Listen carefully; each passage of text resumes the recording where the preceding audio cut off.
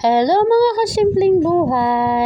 Yan nga pala ang kaganapan sa akin kahapon ng umaga mga marikoy.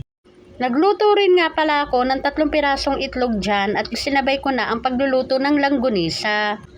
Medyo pa-islant nga lang ang hiwa niyan mga marikoy kasi kung lalakihan mong paghiwa, hindi maluluto ang loob.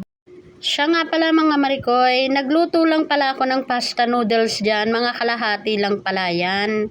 Sinabay ko na rin pala ang pagluluto dyan ng pasta noodles na yan.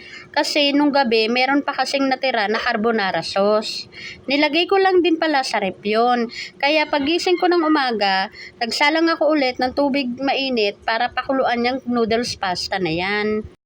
Then, yung carbonara sauce, niluto ko na rin pala, ininit ko lang din. Kaya ayan, yan ang naging resulta. Kaya sinabay-sabay ko na lang sa agahan nila para heavy breakfast. Para at least kahit papano mga marikoy, busog yung mga estudyante natin, busog din yung ating asawa pagpasok sa trabaho.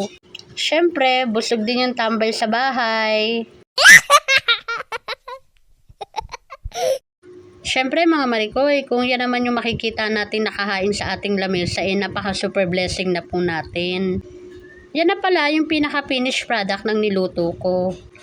Kahit papaano, nakakaraos pa rin tayo sa araw-araw at may naaalmusal pa rin tayo para sa ating mga anak, may makakain pa rin sila. Salamat sa panonood!